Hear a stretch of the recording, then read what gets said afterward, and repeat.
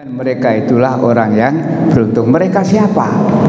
Mereka orang yang beriman, yang sikapnya sami'na wa ata'na.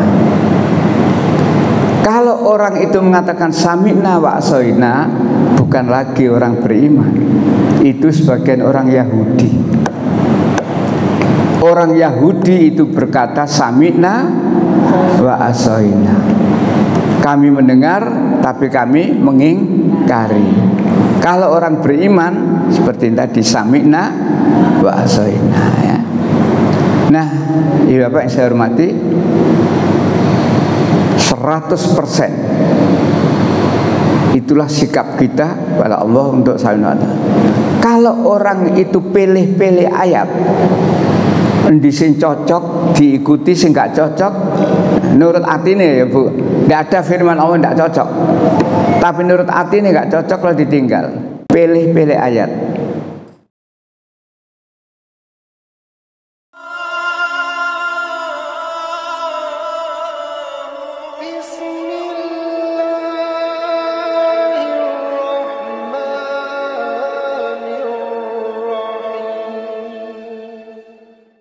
Assalamualaikum warahmatullahi wabarakatuh.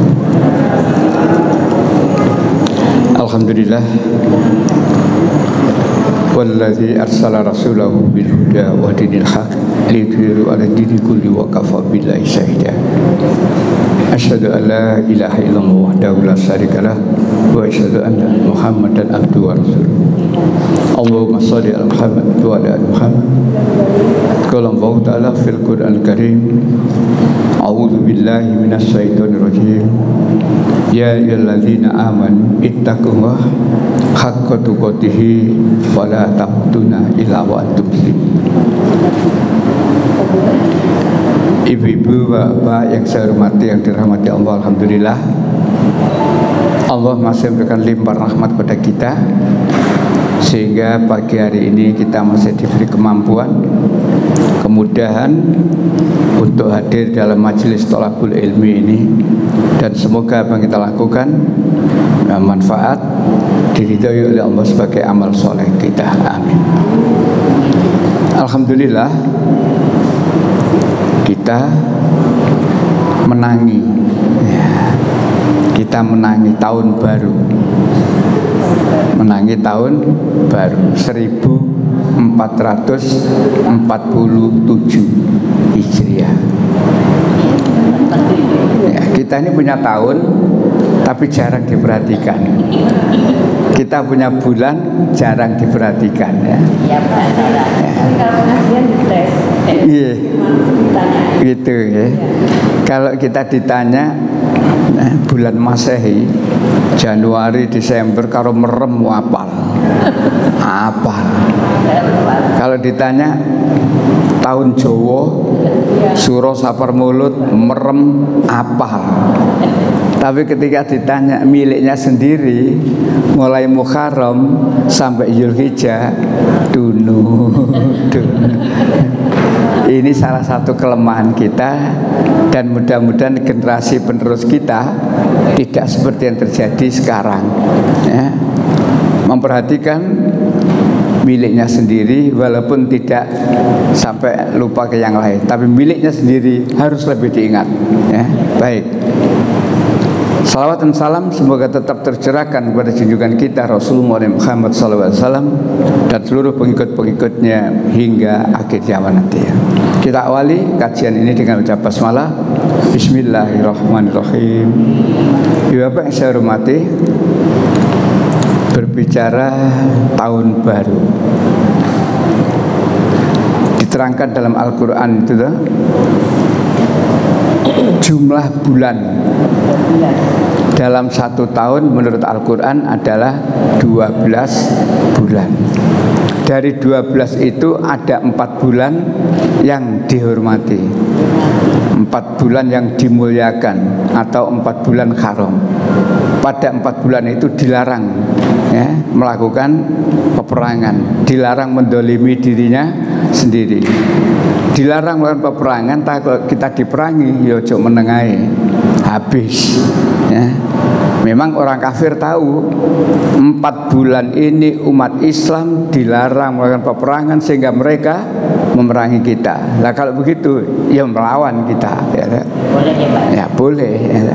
4 bulan itu diterangkan dalam Al-Quran itu ya. Mulai dari Dzulqa'dah, Dzulhijjah, Muharram, yang satu melompat agak jauh, Rajab. Dan tentu dari 4 itu ada hal-hal yang penting di dalamnya. Mengapa? Dari 4 itu sampai dimuliakan atau diharamkan oleh Allah untuk berperang.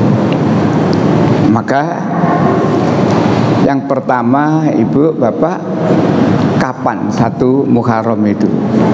Umat Islam banyak berselisih. Saya kemarin banyak nerima WA. Pertanyaannya kan, kapan kita puasa Asyura itu? Banyak yang terpengaruh ketika membaca kalender. Tanggal 27 warnanya apa? Merah. Itu bukan tanggal 1 Muharram. Berarti Kamis ya Pak? Nah, tanggal 1-nya itu bertepatan tanggal 26 Juni, Kamis. Adapun tanggal 27 itu libur bersama. Orang banyak terpengaruh itu loh Pak. Tanggal merahnya kan 27 ya. 27 itu bukan 1 Muharram, tapi itu libur bersama. Biasanya kalau libur bersama itu enggak warna merah, ada bulat biru itu. Nah, maka kembali tentang Muharram. Di bulan Muharram ada perintah, ada contoh Rasulullah untuk puasa. Ini ada puasa. Rasulullah puasa tanggal 10 Muharram atau puasa Asyura. Kemudian Rasulullah bersabda, jika tahun depan saya masih hidup, saya akan puasa tanggal 9 dan tanggal 10. 9-nya itu Tasu'a, 10-nya Asyura. Ternyata tahun depan Rasulullah sudah wafat. Jadi Rasulullah tidak sampai puasa tanggal 9. Rasulullah hanya puasa tanggal 10. Nah, disinilah umat Islam kadang-kadang ada yang bingung. Loh Pak, kan Rasulullah hanya puasa tanggal 10 saja. Ya, tapi sabda Rasulullah mengatakan, tahun depan kalau saya masih hidup, saya akan puasa tanggal 9 dan tanggal 10. Itu sudah dalil. Berarti kita kalau ingin sempurna, puasalah 2 hari. Tanggal 9 yakni Tasu'a, tanggal 10 Asyura. Insya Allah 9 dan 10 itu yang besok pagi. Jumat, Sabtu, gitu. Ya.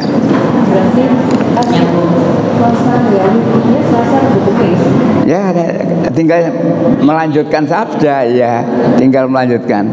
So kemarin itu ada di satu tempat, ustadznya menerangkan puasanya Sabtu dan Minggu, bukan Ahad atau Minggu. Saya kebanjiran pertanyaan. Ya, saya bilang, Bu, memang di kalender tanggal 27 warnanya merah.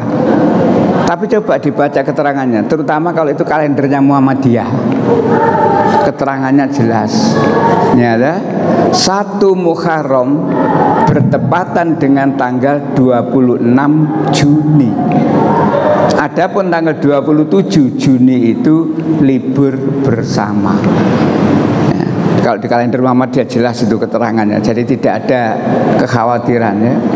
Jadi akhirnya yang barusan WA ke saya itu saya balas, ya kalau gitu nanti saya sampaikan ke ibu-ibu jamaah untuk diralat, ya monggo. Ya, dan itu pengajiannya sudah buyar, sudah pulang. Entah gimana cara meralatnya. Ya kadang-kadang di sinilah. Baik, andai kata betul terjadi perbedaan bagaimana? Ya kembali kata Allah. Paling tidak tanggal 10-nya kan sama. Oh, tapi niatnya ya saja ya. Kita berniat besok itu Tasu'a, ya, Sabtu Asyura. Tapi ada yang puasanya Sabtu Ahad. Sabtunya bukan Asyura, puasanya puasa Tasu'a, sudah beda. Niat itu padahal mempengaruhi dalam Islam. Apa yang dikerjakan oleh seseorang itu dinilai oleh Allah tergantung niatnya. Oleh karena itu sebelum kita berniat, kita harus benar apa yang akan kita lakukan, dalilnya apa dan sebagainya. Lah mudah-mudahan kita semuanya selalu dibimbing oleh Allah untuk bisa melakukan sesuai dengan aturan yang ada dan contoh yang ada. Baiklah, Ibu Bapak yang saya hormati, pagi hari ini pandai-pandailah mengambil hikmah dari ibadah umroh, haji, dan kurban. Setiap yang disampaikan oleh Allah itu, aturan yang diberikan oleh Allah itu tidak ada yang sia-sia, pasti ada manfaat. Rabbana ma khalaqta hadza batila. Ya Allah, tidak ada ciptaanmu yang sia-sia, termasuk aturan. Mengapa Allah membuat aturan ibadah berupa umroh? Mengapa Allah membuat aturan ibadah berupa haji dan lain sebagainya? Semuanya itu ada manfaat. Disinilah yang tema saya pagi hari ini, pandai-pandailah mengambil manfaat dari ibadah umroh, haji, dan kurban. Andai kata Allah hanya mengadakan haji saja, gak ada umroh, haji saja, walaupun itu umroh gabung dengan haji. Ada yang umroh tersendiri, tak ya?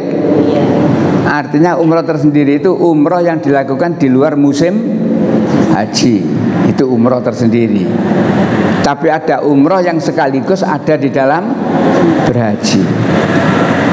Andai kata tidak ada ibadah umroh, hanya haji saja, mendanio antri nih masyarakat untuk berhaji.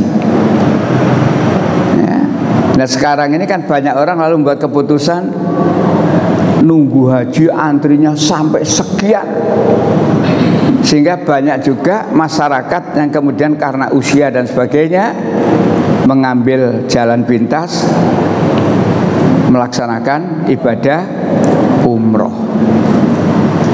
Nah, para jamaah yang berbahagia, kembali lagi kepada ayat itu. Rabbana ma khalaqta hadza batilan. Ya Allah, tidak ada di antara aturanmu yang sia-sia. Maka kalau kita teliti, kita cari apa sih kemanfaatannya, apa kemanfaatannya. Beda dengan kejadian ini dipahami oleh orang-orang Yahudi, orang-orang Nasrani, para orientalis itu. Ini dilakukan penelitian, dilakukan penelitian, tapi tujuannya penelitian terhadap ini semuanya bukan supaya dia mengetahui Islam dengan benar lalu ikut, enggak. Mereka melakukan penelitian, melakukan orientasi tentang itu, tujuannya adalah untuk kepentingan penyebaran agama mereka. Maka jangan heran beberapa waktu yang lalu pernah saya bagikan, tidak salah itu, fotokopi gereja dengan haji dan sholat. Ingat saya pernah saya bagikan itu ya, gereja dengan haji dan sholat. Nggak ketemu nalar.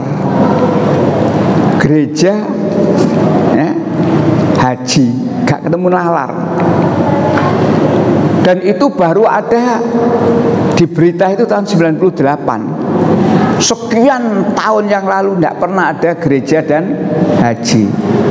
Menunjukkan bahwa di situ ada namanya akal-akalannya manusia. Hanya untuk menyerupai ajaran Islam. Hanya ingin menyerupai agama Islam, maka dia mengadakan namanya haji. Kemana? Ya tentu ke wilayahnya dia itu, ya, ke Masjidil Aqsa. Bahkan Islam dikaceni. Menurut Islam haji itu seumur hidup 1 kali, tapi di sana 7 kali, dan seterusnya. Begitu pula sholat. Jadi mereka melakukan itu tujuannya hanya ingin mendapat penilaian lebih baik daripada Islam. Padahal dari itu ketahuan bahwa ajarannya adalah ajaran yang buatan manusia. Balik kepada kita tentang Islam. Jadi hikmahnya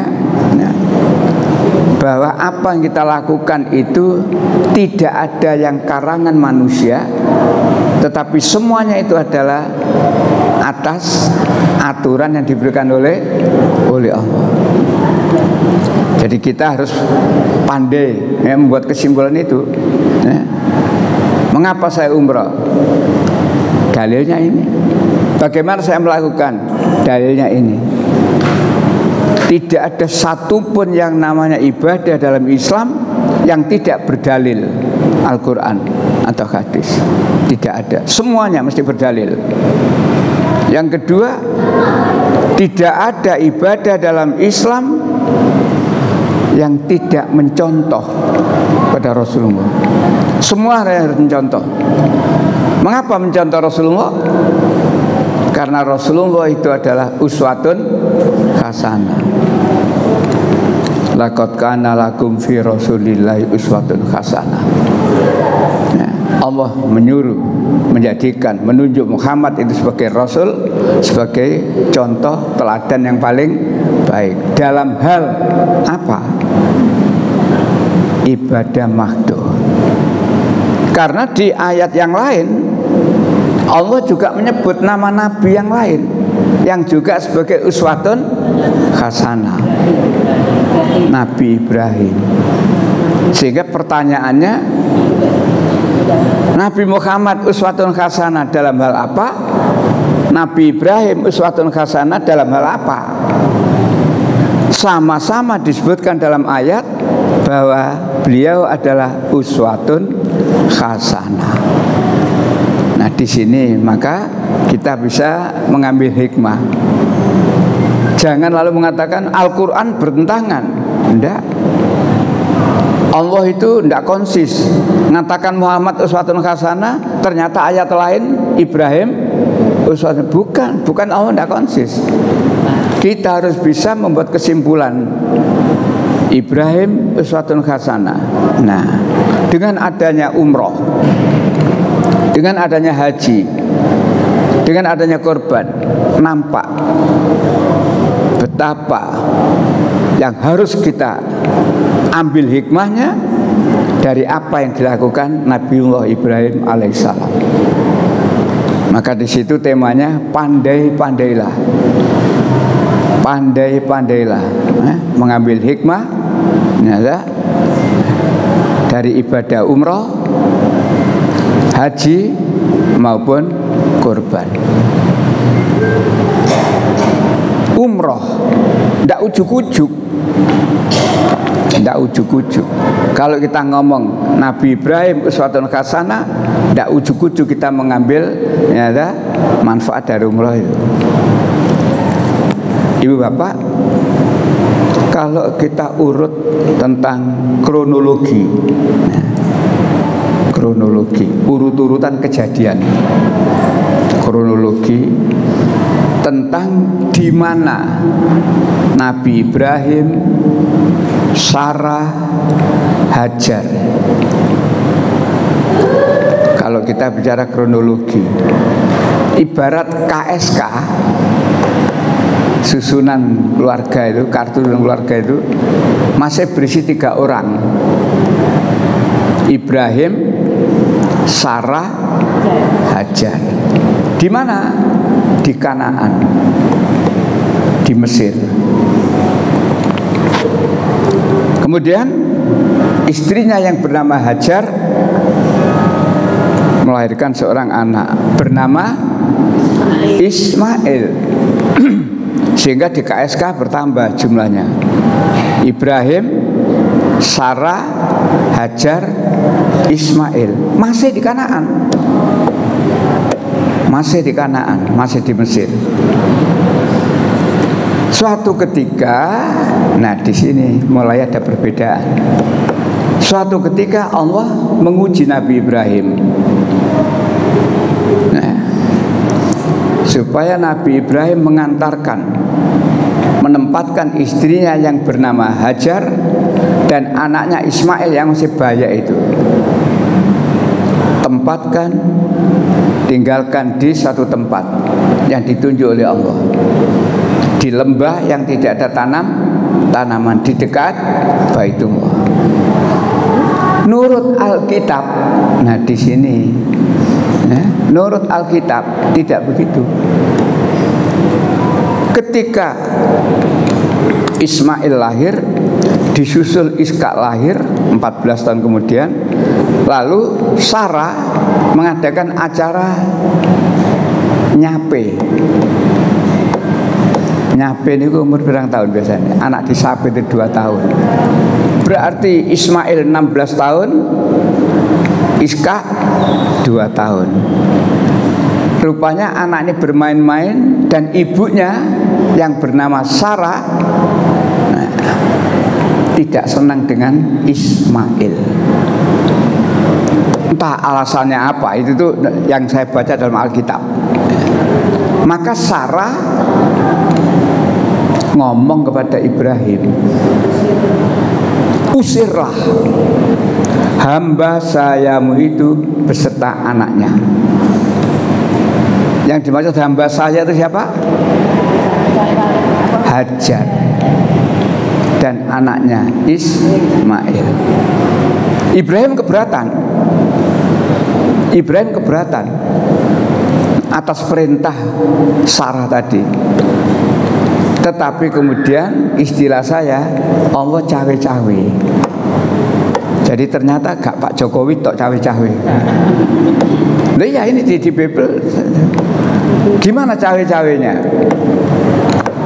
Ketika Ibrahim tidak mau melaksanakan perintah Sarah tadi, Allah berfirman menurut Bible, Ibrahim, turuti, laksanakan apa yang dikatakan oleh Sarah.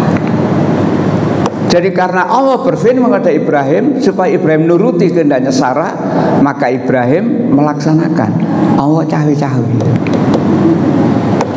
Sehingga keesokan harinya, nah Ibrahim menyiapkan perbekalan, ditaruh di pundaknya Hajar, perbekalan yang tidak terlalu banyak, ya, ditaruh di pundaknya Hajar, dan begitu pula anaknya itu diusir. Ingat ya, kalau menurut Alkitab diusir. Sehingga kronologinya, kalau tadi 4 orang itu di Mesir, Kanaan, yang 2 diusir. Hajar sama Ismail diusir. Menurut itu. Tapi menurut Quran tidak diusir, diantar. Nabi Ibrahim diutus oleh Allah, dalam Quran diuji oleh Allah, antarkan istrimu, tempatkan istrimu di lembah yang tidak ada tanam-tanaman di dekat Baitullah. Maka ibu bapak yang saya hormati, apa hikmah dari perintah ini? Pandai-pandailah mengambil hikmah dari kejadian ini. Kalau itu hanya dipikir secara akal manusia tok, akal manusia saja, Ibrahim tidak akan mau diperintah oleh Allah seperti itu. Dia pasti akan berpikir, lah terus istri saya di sana sama siapa?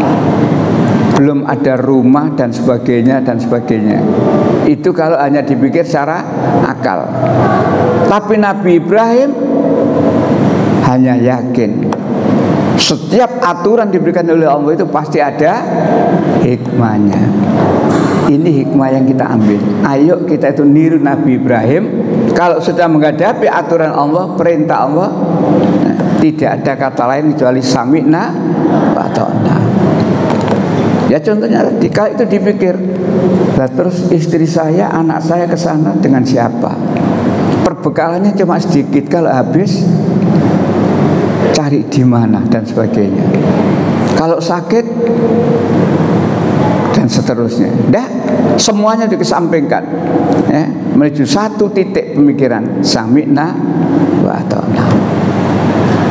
Inilah hikmah yang bisa kita ambil dari apa yang dilakukan oleh Nabi Ibrahim terhadap ujian itu. Itu baru ujian pertama. Setelah diantar ke sana, Nabi Ibrahim lapor kepada Allah. Ibarat dunia kemiliteran, lapor. Ayatnya sudah pernah saya sampaikan ya. 14:37. Itu laporannya Ibrahim kepada Allah setelah Nabi Ibrahim menempatkan istrinya di sana. 14:37. Ya Tuhanku. Ya. Bismillahirrahmanirrahim. Surat Ibrahim surat 14 ayat 37. Ya Tuhanku, sesungguhnya aku telah menempatkan sebagian keturunanku di lembah yang tidak mempunyai tanaman di dekat rumah engkau, baitulah yang engkau nanti. Ya Tuhan, yang demikian itu agar mereka melaksanakan sholat, maka jadikanlah hati seorang sebagai manusia cenderung kepada mereka, dan berilah mereka rezeki dari perbuatan dan mereka bersyukur. Ayat itu saya bagi dua. Yang atas laporannya Nabi Ibrahim pada Allah. Yang atas, kalimat atas itu laporannya Nabi Ibrahim kepada Allah. Ya Tuhanku, sesungguhnya kami telah menempatkan sebagian keturunanku di lembah yang tidak ada tanam-tanaman di dekat Baitullah. Laporan, karena ini perintah Allah. Yang kedua doa. Maka dengan ayat ini ayo kita mengambil hikmah. Kita itu jangan hanya mikir awake dhewe tok. Contohlah Ibrahim mendoakan yang demikian itu, mudah-mudahan mereka mendirikan sholat. Jangan kita lupa, jangan kita membiarkan anak turun kita untuk tetap mendirikan sholat. Lalu isi doa yang kedua, dan hendaknya hati manusia cenderung ke sana. Apa maksudnya cenderung ke sana itu? Ini Ibrahim, ini Hajar dan Ismail ada di dekat Ka'bah. Cenderung ke sana berarti ke Mekah. Artinya sudah terwujud banyaknya orang umroh setiap waktu dan banyaknya orang beribadah haji setiap musim haji, itu karena doanya Nabi Ibrahim yang dikabulkan oleh Allah. Nah, jadi mari kita pelajari ini ya. Hendaknya hati sebagai manusia cenderung sana. Wong Islam sing gak kepengin rono. Semua orang Islam kepengin ibadah haji, paling tidak kepengin umroh setidaknya. Ini sekali lagi doanya Nabi Ibrahim ya. Termasuk juga Nabi Ibrahim mohon kepada Allah supaya negara sana dijadikan negeri yang aman, rezekinya melimpah, buah-buahan dan sebagainya itu. Nah, mari ayat-ayat itu kita ambil hikmahnya. Artinya di dalam melakukan sesuatu kita tidak hanya berpikir diri kita sendiri saja, tapi juga berpikir untuk lain. Ibu bapak yang saya hormati, itu baru ujian yang pertama. Nah, jadi Nabi Ibrahim itu diuji oleh Allah beberapa kali. Nah, yang paling berat adalah ujian yang kedua. Ujian ketika itu tadi kan Ismail sik bayek. Ismail sik baye. Jadi kronologi tadi sudah pindah. Ibrahim Sarah masih di Kanaan. Adapun Hajar Ismail ada di nek nurut Alkitab Berseba, Mekah. Nama Sarah dan Iska nurut Islam dalam hal umroh, dalam hal haji, dalam hal kurban tidak termasuk. Bedanya di sini yang menonjol. Nama Sarah, Iska dalam umroh, dalam haji, dalam kurban tidak termasuk. Yang masuk dalam umroh, haji, kurban hanya 3 nama. Yang istilah saya 3 serangkai. Dalam ibadah umroh, dalam ibadah kurban, dan dalam ibadah haji kurban. 3 serangkai. Siapa? Ibrahim, Hajar, Ismail. Ya. Nah, kalau tadi tentang diperintah untuk menempatkan tadi, maka itu Ismail sik bayek. Ismail sik bayek. Bayek itu tambah gede, tambah suwe tambah gede apa tambah cilik? Tambah gede. Nek tambah cilik jenenge kuntet. Gak iso gede. Tambah gede. Nah, ketika Ismail sudah agak besar, Ismail bisa membantu kedua orang tuanya, maka dalam ayat Ismail membantu ayahnya yang bernama Ibrahim untuk membangun, meninggikan Ka'bah. Di situ kalau penjenengan membaca tentang sejarah tentang adanya Ka'bah, tidak ujug-ujug seperti sekarang. Ka'bah itu ada pertama, itu hanya fondasi saja yang dibangun oleh para malaikat. Yang kemudian Ibrahim dibantu oleh anaknya yang bernama Ismail, itulah yang kemudian membangun, meninggikan Ka'bah. Nah, monggo surat 2. Ya. Iya. Jadi supaya kita tahu urutan-urutannya itu. Ayat 127. Ya. Dan ingatlah ketika Ibrahim meninggikan fondasi peritulah bersama Ismail seraya berdoa, ya Tuhanku, ya Tuhan kami, terimalah amal dari kami, sungguh Engkaulah yang maha pendengar, maha mengetahui. Surat Al-Baqarah ayat 127. Itulah Nabi Ibrahim dan Ismail meninggikan fondasi Ka'bah, membangun Ka'bah itu. Dan kalau Allah mengendaki, Ibu Bapak, di dalam membangun Ka'bah itu Nabi Ibrahim gak ada meloya-melayu, munggah mudun murah-murah, enggak. Selama membangun Ka'bah itu Nabi Ibrahim berdiri di satu tempat, tidak pernah pindah-pindah. Lalu bagaimana? Kalau Nabi Ibrahim akan membangun tembok yang sana, Nabi Ibrahim tidak pakai berjalan ke sana. Ya. Maka Nabi Ibrahim diperjalankan oleh Allah, tetap berada di alas kakinya itu loh.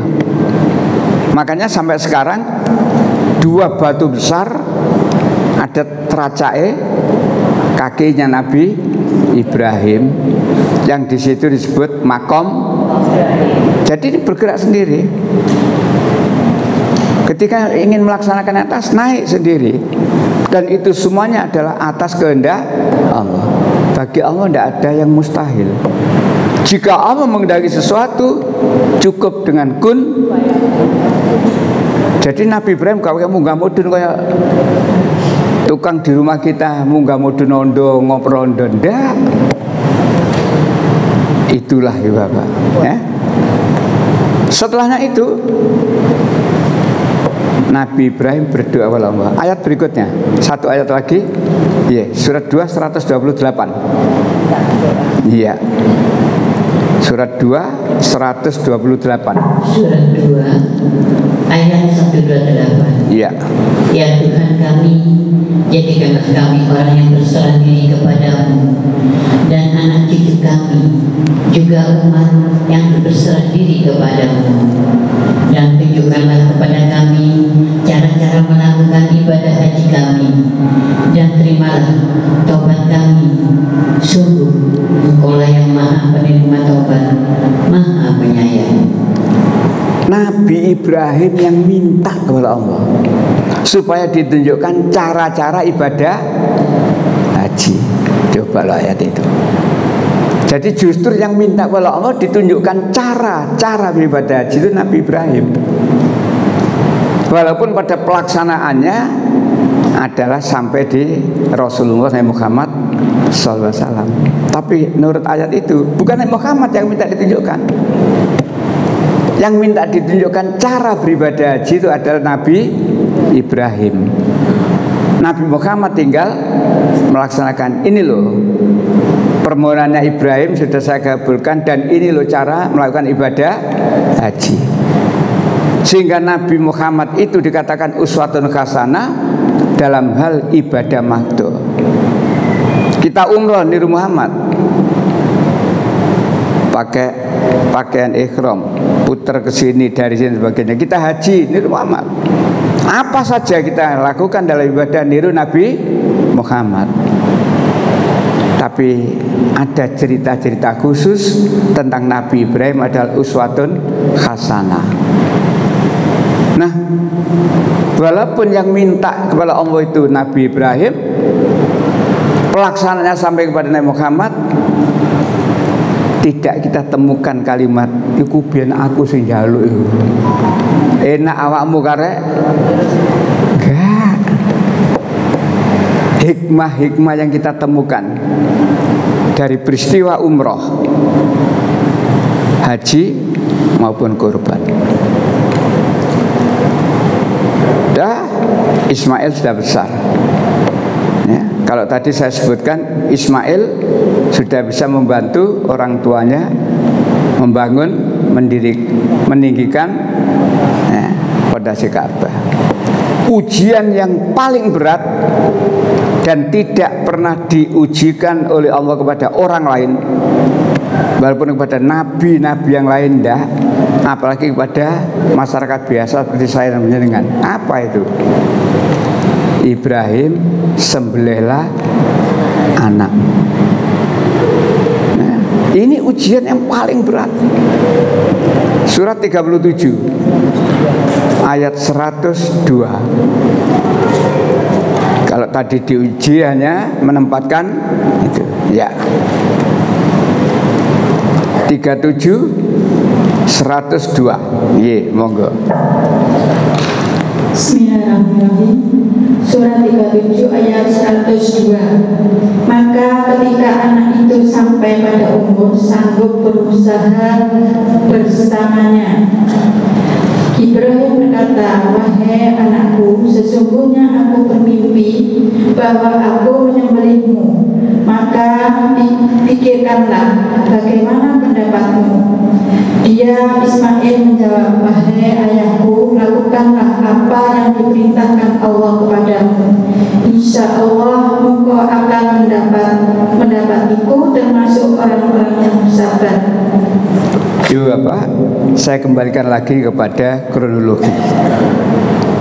Jadi tadi yang dua, Ibrahim Sarah masih ada di Kanaan di Mesir, sedangkan Hajar dan Ismail sudah di Mekah. Setelahnya ditempatkan di lembah tadi. Kemudian dalam ayat yang lain diterangkan Nabi Ibrahim mengunjungi istrinya. Sebentar ya, oke.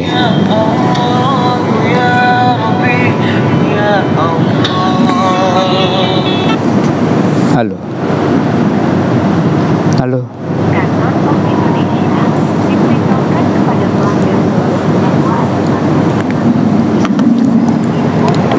Jadi Nabi Ibrahim mengunjungi istri dan anaknya yang ada di Mekah.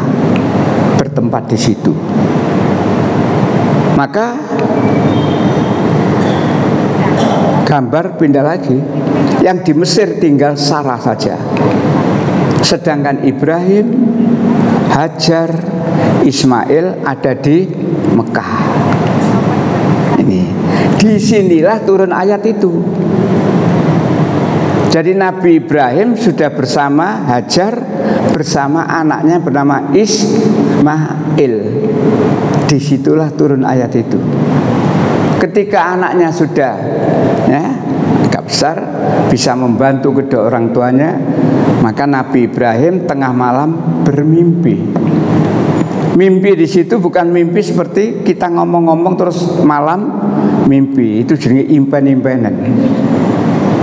Mimpi di sini artinya Nabi Ibrahim dapat wahyu, isinya perintah dari Allah. Maka mimpi itu disampaikan pada anaknya. Nak, semalam bapak mimpi. Mimpi apa, Pak? Bapak diperintah oleh Allah untuk menyembelihmu. Ingat, posisi Ibrahim ada di Mekah bersama Hajar dan Ismail. Makanya dalam Injil sama. Dalam Injil diterangkan firman Tuhan kepada Ibrahim, ambillah anakmu yang tunggal. Jadi waktu itu Ibrahim hanya bersama dengan Ismail, anaknya yang tunggal. Ishak belum ada. Tetapi sayang dalam Alkitab kalimat itu dilanjutkan, ambillah anakmu yang tunggal yang kau kasih, yakni Ishak. Disinilah penyelewengan yang nyata. Jadi kalau kita teliti ibu bapak, ketemu semuanya. Nah, kembali lagi pada 37:102. Ibrahim menyampaikan pada putranya, nak, bapak semalam mimpi. Artinya bapak mendapat wahyu dari Allah. Isinya apa? Bapak diperintah untuk menyembelihmu. Kembali juga, andai kata Ismail itu hanya berpikir secara akal saja, Ismail mesti banyak tanya, salahku apa, Pak? Atau Melayu kok menyelamatkan diri supaya tidak disembelih. Tapi tidak juga. Kita ambil hikmahnya. Ternyata Ismail pun berpikir semua yang dijadikan oleh Allah itu ada hikmahnya, tidak ada yang sia-sia. Jadi kalau ayahnya diperintah oleh Allah untuk nyembelih dia, pasti ada hikmah dalamnya.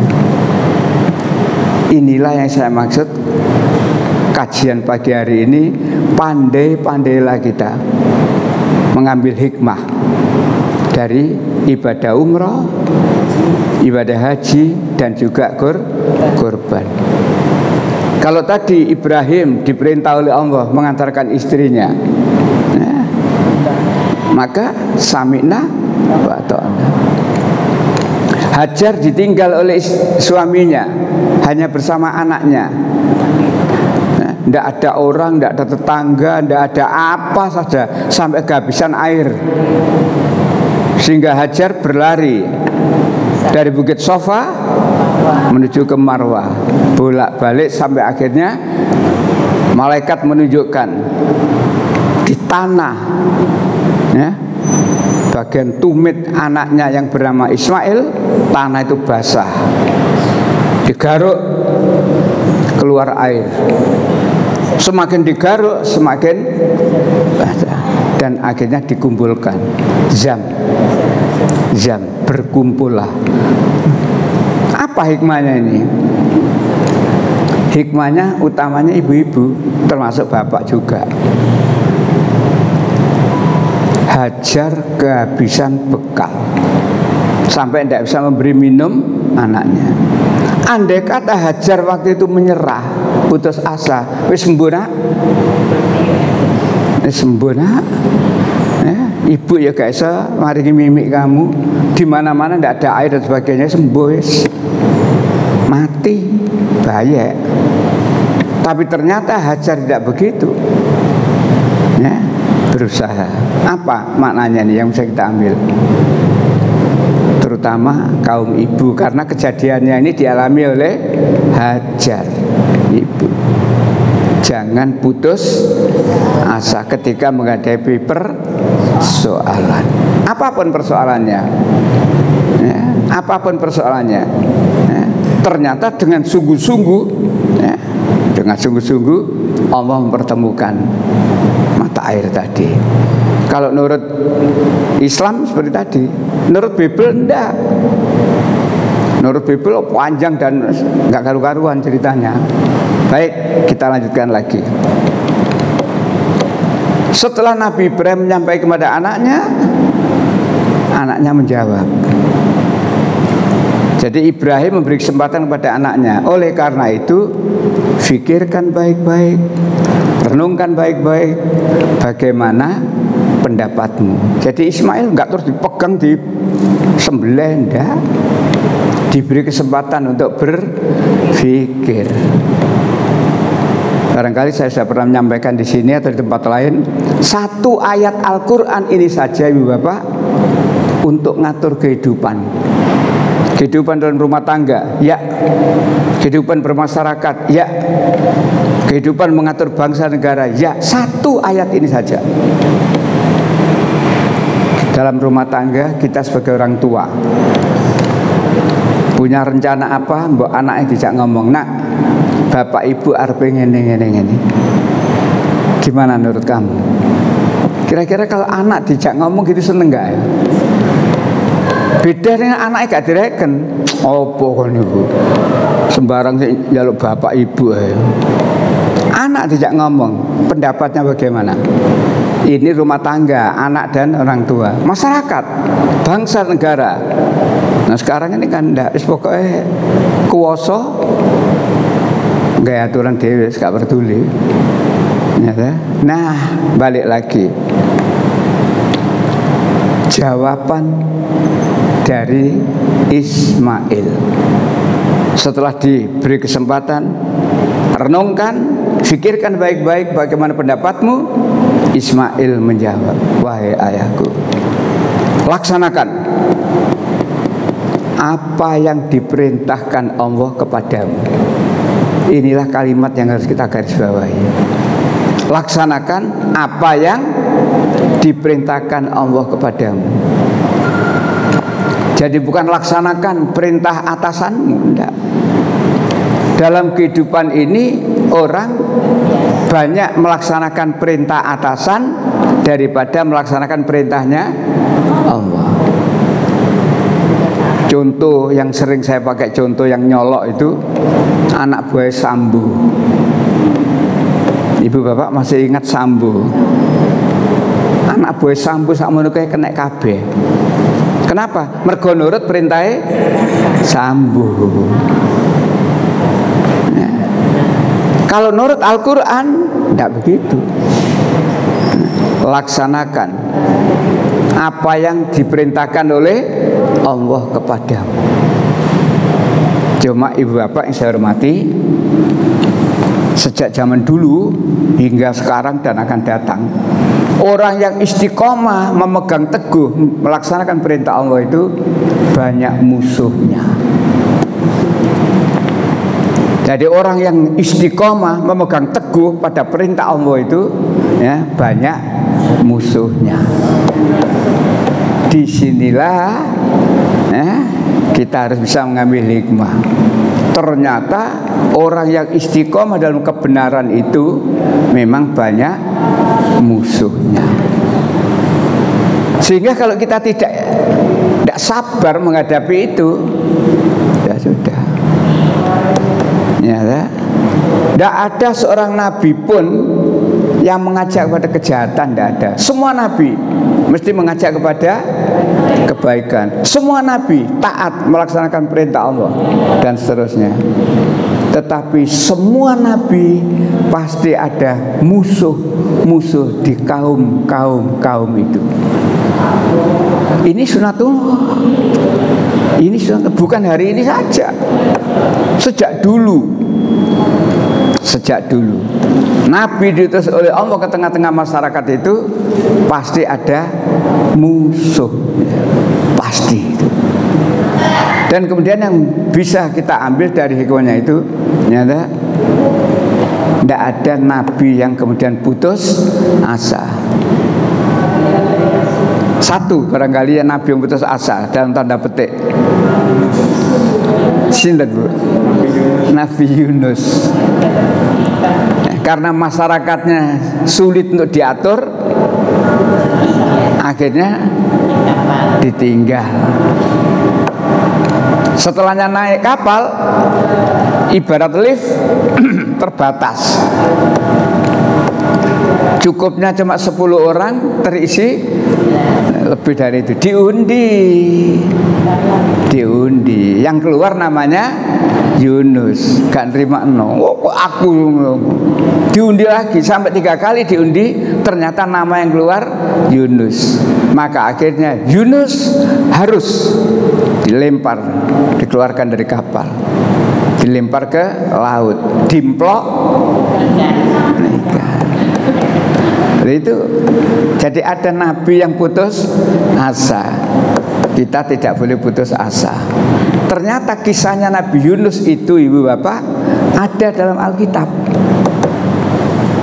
Ada dalam Alkitab. Di Alkitab diterangkan itu di surat Yunus. Jadi nama Alkitabnya, suratnya juga surat Yunus ya, surat Yunus. Yunus di dalam perut ikan 3 hari 3 malam.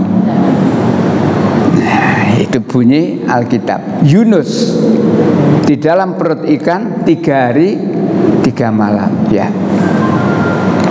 Kemudian di ayat yang lain, nah ini yang sering saya jadikan materi dialog dengan orang Kristen. Apa ayat yang lain? Di ayat yang lain di sini terangkan Yesus dalam kurung seperti Yunus. Nah, Yesus seperti Yunus 3 hari 3 malam di perut bumi. Yunus tadi berapa? 3 hari 3 malam di perut ikan. Yesus 3 hari 3 malam di perut bumi. Yang saya jadikan persoalan ketika saya dialog dengan orang Kristen, saya katakan ini tidak sesuai. Nah, kalau Yesus dikatakan 3 hari 3 malam di perut bumi, tidak ketemu itu. Kalau dicari betul kronologinya, itu hanya sehari 2 malam. Nah, karena Yesus disalib itu Jumat malam, baru dikubur, maka hari Jumat belum di bumi, baru Jumat malam ada di bumi. Sabtu mulai pagi ada di bumi sampai malam. Nah, jadi Jumat malam ditambah Sabtu 1 hari itu. Lalu hari Minggu menurut Alkitab, Minggu pagi Maria Magdalena datang ke kubur dan ternyata kuburnya Yesus kosong. Jadi kalau dihitung, Yesus di perut bumi itu hanya 1 hari 2 malam. Sehingga pertanyaan saya kalau dialog dengan orang Kristen, yang harus dirubah ini Alkitabnya atau otaknya? Nah, ini bingung jawab ya. Ngerubah Alkitab ya gak mungkin, ngerubah otak tambah bingung. Artinya itulah ajaran yang ada dalam agama Kristen. Nah, balik lagi, yang bisa kita ambil hikmahnya dari kejadian itu, jawabannya Ismail tadi. Wahai ayah, laksanakan apa yang diperintahkan oleh Allah kepadamu. Ayo, jawaban-jawaban itu kita jadikan sikap kita. Jadi kita bersikap dalam hidup ini adalah bersikap melaksanakan perintah Allah. Jangan sampai kita pilih-pilih, cocok karo atine dilaksanakan, gak cocok Jangan pilih-pilih ayat, jangan. Ya, jadi sikap orang mukmin supaya Allah mengatakan wa ulaika humul muflihun, mereka itu orang yang beruntung, sikapnya cuma satu, sami'na wa ata'na. Kalau kita bersikap seperti itu, Allah memberi predikat, mereka itulah orang yang beruntung. 24:51 ya. 24 ya 51.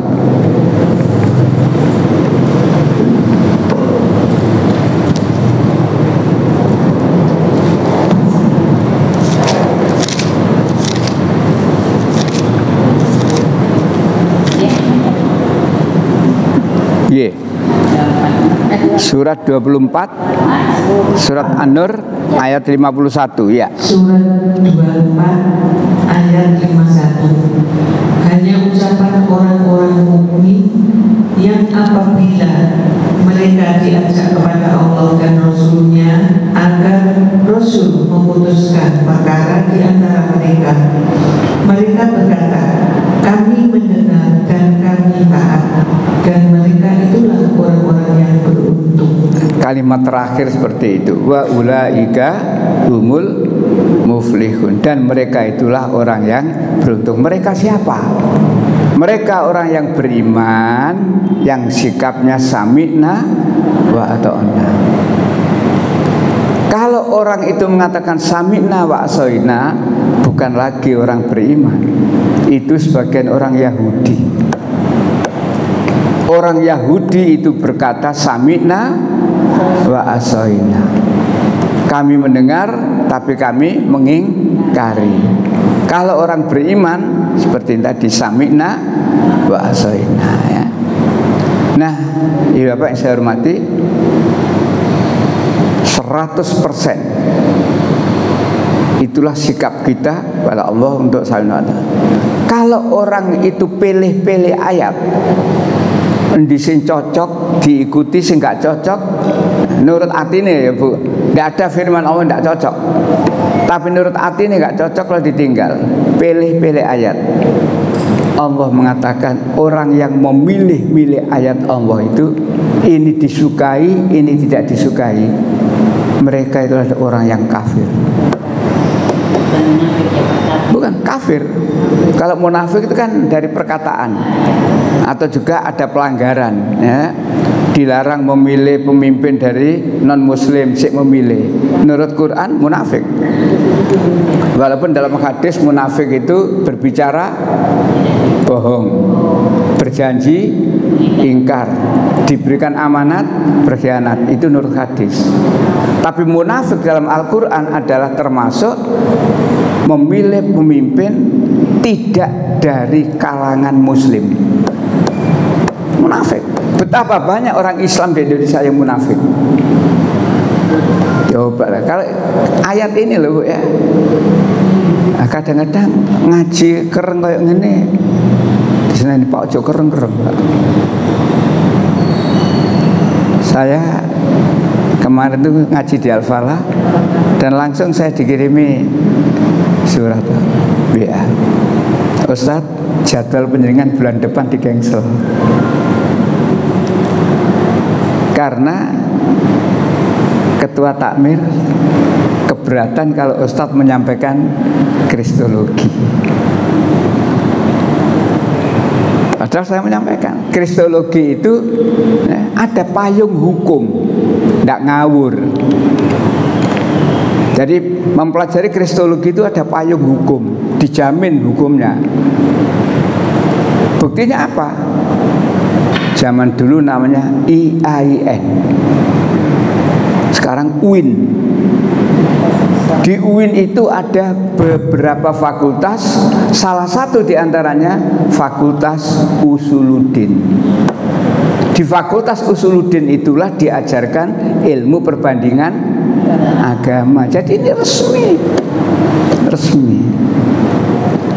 Jadi saya Sabtu ketiga itu mestinya sholat subuh di Al-Falah, sholat subuh lalu ceramah. Kemarin sudah saya lakukan. Mari sudah saya lakukan ya. Ya memang kristologi sih.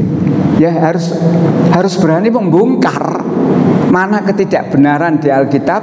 Kalau disandingkan ke Quran kita benar. Tapi kan tidak ngawur. Ya setelahnya dapat 2 hari saya di WA, Ustadz mohon maaf sebelumnya, jadwal Ustadz untuk Sabtu ketiga subuh di cancel, gampangnya dicoret gitu ya. Karena bagi saya tidak apa-apa, tidak kaget ya, tidak kaget. Memang sekarang itu ngomong bener itu gak gampang. Si paling gampang ya wis nurut ojo ngomong ngono nggih. Selamat nggih. Wong saiki ku meneng selamat. Contone meneng selamat. Ada menteri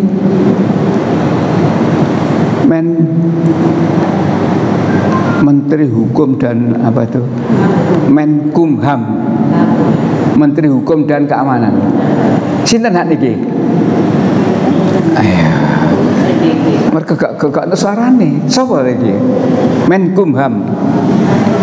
Yang dulu pernah si Madura itu siapa? Mahfud pernah. Sekarang sapa yo? Akeh sing gak ero to. Mereka gak suarane. Orang Papua. Boten. Boten. Yusril. Apa kok suarane? Iya. Dia ketua tim pembela Jokowi dan sukses membela Jokowi. Maka langsung nggonmu menteri. Gak kakek ngomong meneng wis masa saiki ribut kayak ngene meneng wis. Padahal ndelok ndurane Muhammad Natsir. Ini kalau saya ngomong politik Muhammad Nasir atasannya. Loh kok Muhammad Nasir? Mas Umi. Yusuf itu ketua PBB. Jelmaan dari Mas Umi. Oh ini ngomong nurut. Oh. Jadi kesimpulannya saiki kene nurut selamat aman. Nek gak nurut kata kafir. Pele-pele ayat. Nah, kafir. Surat 4. Jangan kena ini Ibu Bapak. 150. Jangan kena ini. Yang memberi kategori kafir bukan saya, tapi Allah ini ya. Kalau tadi wa ulaika humul muflihun, sekarang surat 4 ayat 150 kafir. Gak tanggung-tanggung ini. Iya, monggo silakan. Surat 4 150. Surat 4 An-Nisa ayat 150. Iya. Sesungguhnya orang-orang yang ingkar kepada Allah dan Rasul-Rasulnya dan bermaksud membeda-bedakan antara keimanan kepada Allah dan Rasul-Rasulnya dengan mengatakan kami beriman kepada sebagian dan kami mengingkari sebagian yang lain serta bermaksud mengambil jalan tengah iman atau kafir. Mengambil jalan tengah, beriman pada sebagian, ingkar pada yang sebagian. Allah mengatakan 151 ulaika humul kafir haqqo. Mereka itulah orang yang kafir dengan sebenar. Jadi kafir itu tidak karena tidak Islam toh. Enggak Islam, kafir memang. Kafir. Menuhankan anak Maryam, kafir. Saya kadang-kadang tak oncek enggak siji. Sing ngrungokno keri. Tapi itu kan ayat lakot kafaro, sungguh telah kafir. Siapa yang katakan lakot kafaro, sungguh telah kafir? Yaitu orang-orang yang mengatakan bahwa Allah itu ialah Al-Masih putra Maryam. Kafir. Menuhankan anak Maryam berarti kafir. Quran lho iki Quran. Tapi sing ngrungokno marah-marah lagi. Termasuk di ayat ini. Mereka yang beda-bedakan ketaatan kepada Allah, kepada Rasul. Dia memilih sesuai dengan pilihannya, dan dia bermaksud mencari jalan tengah. Endi sing cocok, sing gak cocok. Allah menegaskan, ulaika humul kafiruna haqqo. Mereka itulah orang yang kafir yang sebenar-benarnya. Dan kami telah menyediakan bagi orang-orang kafir itu adab yang menghinakan. Jadi bilang netral itu nggak boleh. Nggak boleh. Orang Islam harus jelas, jangan mengatakan netral. Netral itu kan tidak punya pilihan. Dalam segi akidah jelas apa? Tauhid. La ilaha, jangan netral. Rono ya, Rene ya. Tidak ada aturan seperti itu dalam Islam. Harus tegas, harus tegas. Ya. Itu, tentukan pilihanmu. Nah, harus tegas. Disinilah hikmah. Ya. Kita mempelajari agama Islam, khususnya kalau saya kaitkan dengan hikmah. Ya. Ibadah umroh, ibadah haji, dan kurban. Ibu bapak yang saya hormati, pendek kata, tidak ada yang tidak berhikmah. Nah, walaupun ibadah haji itu menghabiskan biaya banyak, nah, harus meninggalkan rumah 1 bulan lebih dan sebagainya. Apa hikmahnya? Hikmah dunia. Seluruh biaya yang kita keluarkan untuk itu diganti oleh Allah. Dan untuk akhirat kita, Allah menjamin tidak ada imbalan bagi haji yang mabrur kecuali surga.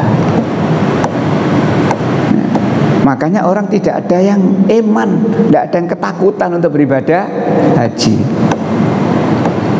Dan insya Allah tidak ada orang yang selesai ibadah haji terus melarat, tidak ada. Diganti oleh Allah, diganti oleh Allah. Di samping juga dengan berhaji itu hikmahnya, kita lalu ditunjukkan tempat-tempat yang mustajabah kalau ditempati berdoa. Hikmah yang lain, yang ini orang kafir sangat ketakutan. Apa? Haji, pertemuan seluruh umat Islam sedunia. Jadi bertemunya umat Islam sedunia itu waktu ibadah haji. Sing ibadah haji, sing gak ibadah haji ya gak ketemu. Jadi ibadah haji itu pertemuan umat Islam sedunia. Maka kalau misalkan seluruh umat Islam yang bertemu itu bisa memanfaatkan situasi itu, bahasanya saling bisa mengerti, sehingga bisa komunikasi imbal balik. Ya apa Islam di Indonesia, ya apa Islam di Tiongkok, ya apa Islam di Jepang dan seterusnya. Luar biasa. Informasi tentang Islam sedunia komplit. Tetapi sampai saat ini masih terbatas bahasa tertentu. Wong Indonesia untuk kono ya ngumpul wong Indonesia, sehingga tidak banyak mendapat informasi dari negara Islam yang lain. Hikmah daripada ibadah haji menunjukkan kekuatan yang sangat besar umat Islam dunia. Dan ini yang ditakuti oleh orang-orang kafir. Dalam pidato jihadnya, ya, pimpinan agama Katolik namanya apa? Paus. Tapi bukan Paus yang masih hidup ini, Paus yang sudah wafat itu, Paus Benedictus. Saya baca bukunya itu, pidato jihadnya itu. Umat Islam itu memang musuh utama daripada Kristen. Dan oleh karena itu harus dihabisi. Ini sudah saya siapkan fotokopinya. Insya Allah saya pakai ngaji besok hari Sabtu subuh di Kapasari. Kapasari, Masjid Farmawarta. Bukan. Oh, kalau saya subuh termasuk akadnya di Mujahidin tanggal 6 Mujahidin Perak, termasuk subuh di sana Medoan dekat Panti Bayi dalam Bima Burimas. Sekarang sudah diganti abu-abu itu. Sekarang kan abu-abu. Ya, jadi saya masih ada tapi khutbah Jumat setahun 2 kali. Kalau yang subuh sudah tidak ada. Dulunya kan rutin. Ya di sini kadang-kadang memang ganti sopir, ganti penumpang. Ya kita harus alat, ya sudah dipakai ya bismillah, tidak dipakai ya tidak apa-apa. Gitu. Jadi saya sudah menyiapkan materi tentang pidato jihad Paus Benedictus, yang pada intinya pembantu Paus harus siap mengorbankan darah untuk Yesus. Panjang sekali uraiannya. Ya, di sini kadang-kadang umat Islam nek dikandani ngono, mosok sih Pak. Karena kita ini ngomong mosok, gak percaya, kecolongan betul. Satu. Yang kedua bukan mosok. Pak, ojo nyatur sing ngono, Pak, keras dirungokno. Bersini kan dekat. Saya di Kertajaya itu jajar. Bu Inaya dulu jamaah sini. Ada Bu Inaya. Iya. Nah, saya kalau Selasa pertama dan Selasa ketiga ketemu Bu Inaya. Oh iya Pak, Inaya. Saya ngisi Kristologi di Kertajaya 5C. Itu jajar gereja persis. Ada 2 jamaah sini yang pindah di Kertajaya. Yang satu Bu Ahmad. Itu kalau saya ngisi Aisyah ketemu. Jadi Bu Ahmad itu ikut di pengajian Aisyah. Kalau saya pas ngisi Aisyah ketemu beliaunya. Bu Inaya tidak ikut di Aisyah tapi ikut kajian Kristologi yang di Kertajaya. Jajar. Saya menyampaikan ya padanya. Seperti tempo hari saya terangkan ini, peranan kaum orientalis. Kaum orientalis itu mempelajari tentang Islam, mempelajari orientasi supaya tahu. Sama dengan siswa baru itu loh, ada istilah MOS, masa orientasi studi. MOS, orientasi supaya apa? Supaya tahu. Oh, di sini ini gini orientasi. Tapi untuk kalangan orientalis, dia melakukan orientasi itu bukan itu untuk mengetahui tentang Islam dengan tujuan satu, kepentingan penyebaran agama Kristen di negara-negara Islam. Jadi setelahnya dia ngerti Islam, dibawa ke negara Islam, tapi dibolak-balik keterangannya, diputar balik, sehingga wong Islam di sana bingung. Yang kedua, untuk kepentingan penjajahan. Yang ketiga, baru untuk kepentingan ilmu pengetahuan. Jadi kaum orientalis itu sembarang boleh ya, sembarang boleh. Termasuk mengatakan ya, mengejek atau menghina Muhammad itu ya. Nabi Muhammad itu diejek, Quran itu buatan Muhammad dan sebagainya. Oleh karena itulah ibu bapak, alhamdulillah kalau kita ini masih diberikan kemudahan oleh Allah, istiqomah untuk menuntut ilmu ya, dan mudah-mudahan apa yang kita kaji itu betul-betul bermanfaat ya, dan diridhoi oleh Allah SWT. Sampai di sini barangkali ada yang ingin disampaikan, monggo. Ya, silakan Ibu. Ya.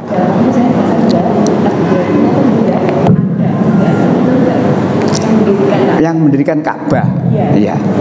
Jadi Ka'bah itu landasannya, fondasinya dibangun oleh malaikat.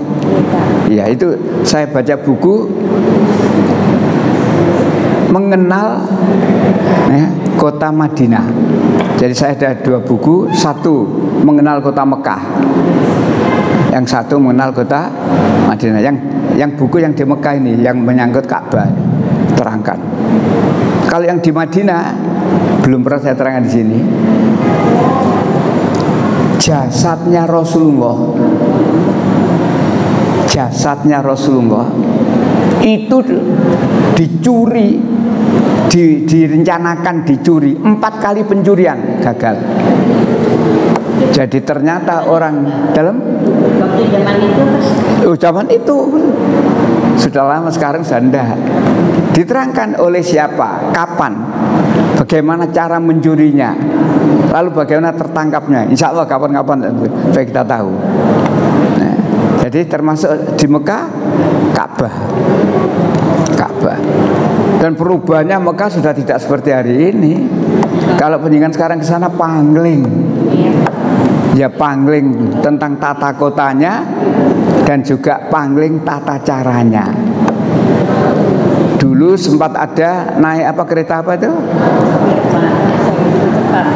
Ya, ada yang pakai Vespa, ada yang seperti itu dan seterusnya. Dan kalau kita mau berpikir jauh, itu jauh daripada yang dilakukan oleh Rasulullah. Katakanlah ibadah haji itu kan semacam ya, napak tilas. Semacam napak tilas apa yang dilakukan oleh Rasulullah. Tapi dengan kesana naik Vespa, terus naik mobil yang rombongan itu puter Ka'bah, di mana napak tilasnya itu? Haji itu memang soro fisik itu. Ya. Jadi balik pada tentang Ka'bah. Ka'bah itu Nabi Ibrahim pun tidak sekali itu toh. Ka'bah itu dibangun berkali-kali oleh raja siapa tahun berapa dipugar, tahun berapa oleh raja siapa dipugar. Insya Allah di buku dengan judul Mengenal Kota Mekah diterangkan itu. Kalau yang di Madinah mengenal Madinah, nah, itu mengenal tentang makam Rasulullah yang semula ada di luar masjid. Jadi makamnya Rasulullah itu semula di luar masjid. Jadi kalau ada orang mempersoalkan, loh Pak, itu makamnya Nabi Muhammad kalau di dalam masjid, perlu tahu sejarahnya. Jadi Nabi Muhammad tidak semata-mata dikubur dalam masjid, enggak. Di luar masjid, jauh di luar masjid. Tapi karena pembangunan perluasan masjid, maka makam Rasulullah berada di dalam masjid. 3 makam itu. Muhammad di tengah-tengah, ada Abu Bakar, Umar. Dan bagi ibu bapak yang biasa ziarah kubur di sini, nek ziarah kubur bisa duduk santai gitu nggih. Nang kono disambok karo laskar. Haji haram. Berdiri terlalu lama di muka makamnya, sudah. Laskar haji haram. Tapi nang kene bever kloso dan seterusnya. Itu kalau dipikir loh, ya, nyapo. Ziarah kubur itu kan cuma mendoakan, jangan minta. Yang dikubur tidak bisa kamu kirimi bacaan apa-apa dan seterusnya. Tapi nggak terang ngono nesu. Baik, masih ada? Bukan, malaikat.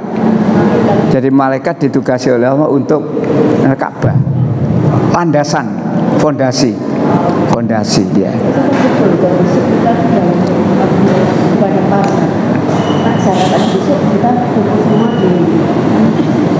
Nggih. Ini saya pernah mendengar katanya besok di masa semua manusia kumpul di Palestina. Semua orang ngumpul di saya bingung. Ya saya posisi saya. Ya. Saya itu nanti kumpul di sana di Palestina. Sebentar, itu keterangan itu ada dalilnya enggak? Jadi yang terang, seluruh manusia yang sudah mati sejak manusia pertama mati sampai kiamat, semuanya dibangkitkan dan dimaksar. Padang yang luas, di padang luas. Jadi tidak ada nama Palestina, tidak ada besok itu.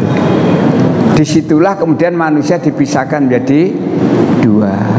Itu kalau dengan baca buku hidup sebelum mati, satunya lagi hidup sesudah mati. Di sini terangkan banyak oleh Ustadz Bayarifin. Iya, hidup sesudah mati, termasuk kebangkitannya, lalu diapakan tiap-tiap orang itu dan bagaimana, lalu vonisnya bagaimana, itu di hidup sudah mati. Baiklah, Ibu Bapak sampai di sini ya. Iya, monggo. Minta doa. Diminta didoakan. Oh iya. Priyono kena serangan jantung lagi. Ya. Tadi Bu Irma telepon, tolong didoakan. Untuk ibu-ibu ya, tolong didoakan. Suaminya Bu Irma Priyono kena serangan jantung. Jadi nama di jantung Pak Haji Bu. Baiklah, Ibu Bapak yang saya hormati, ya, kita yang masih dalam keadaan sehat pun juga harus selalu mohon kepada Allah tetap diberikan kesehatan yang baik dan bermanfaat. Hari ini yang ngabari kita, ya saya lupa tadi di WA Bu Irma ya, itu Pak Pri kambuh sesak dada itu. Mari kita bersama mohon kepada Allah, mudah-mudahan doa kita, permohonan kita dikabulkan oleh Allah Subhanahu wa taala. A'udzubillahi minasyaitonirrajim. Bismillahirrahmanirrahim. Allahumma shalli ala Muhammad wa ala Muhammad walhamdulillahirabbil alamin. Allahumma ya Allah, ampuni ya Allah dosa-dosa kami, dosa kedua orang tua kami, dosa saudara-saudara kami, mukminat, baik yang masih hidup maupun telah wafat.